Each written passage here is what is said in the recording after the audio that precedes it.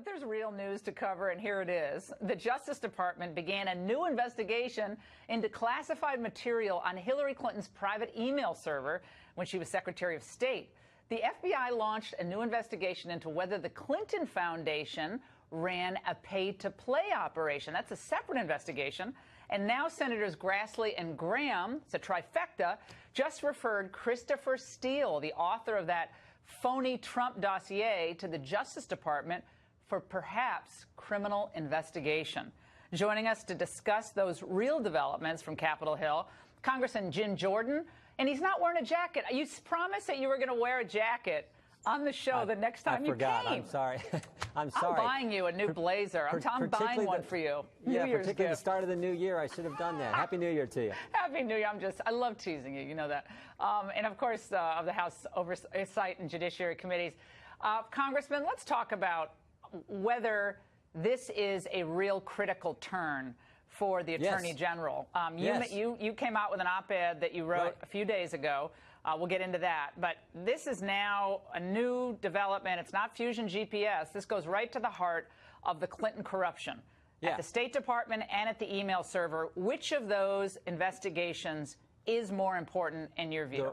They're all important, and they should have happened a long time ago. I think this is a turning point, and I think a lot of credit goes to Chairman Nunes and the push that he's been having, and frankly, a bunch of us. I mean, we've talked about Attorney General Sessions doing his job over there. I think we're maybe turning a corner here, as you point out, getting to the bottom of these important questions that the American people want answers to. So do you now take back what you wrote in your editorial with Congressman Meadows, that it might be good for Jeff Sessions to move on, given the fact that these leaks keep happening? In the Mueller investigation, we've seen more leaks happen over the last few weeks, critical pieces of information coming out of that investigation. No, there's no sense that it's a Trump person leaking that stuff. That's got to be coming out of DOJ. Yeah, right, exactly. I think there are four key things. Stop the leaks, give us the documents, answer our questions. I asked Attorney General Sessions, I asked him in the witness, when he was witness in the Judiciary Committee, I asked him, I said, look, did you pay Christopher Steele? Did you pay the author of the dossier, the person that Senator Grassley and Senator Graham are talking about today? Did the FBI pay him at the same time the Clinton campaign was paying him? And we need a second special counsel. Even Lindsey Graham and a host of members are calling for that second special counsel to examine all this. So those are the four key points. If there's movement on those, fine. That's what I hope happens. But if there's not, then there should be a new Attorney General. That's what we said in our piece. I like Jeff Sessions. I want him to do his job. And if he's going to do that, and as you point out, I think we turned a corner this week on the fact that they're telling us they're not going to give us the documents and access to important witnesses. How significant is Lindsey Graham, of course, a former Judge Advocate General, lawyer for the JAG Corps, and Grassley coming out and asking the Justice Department to look into the possibility of a criminal investigation into Mr. Steele, who's the one who helped generate and shepherd through this fake dossier that, could very well have led to the opening of this entire investigation and the FISA warrant and all the rest.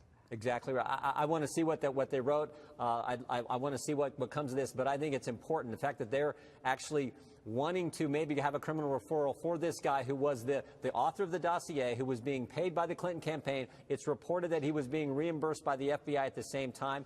We don't know if that's true, but if it is, I think that's problematic, certainly. So I think this is critical, as are a host of questions. I mean, think about it. Why did the Justice Department release some of the text messages? Why did they release any at all? Normally they say ongoing investigation. We're not going to release any information, make any information public. But they gave us 375 of these Peter Strzok, Lisa Page text messages. Why only 375?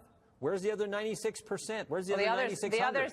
The others, though, Congressman, might be related to, where they're having a romantic dinner. I mean, I guess we don't need to know about that, right? Because it was his paramour at the time.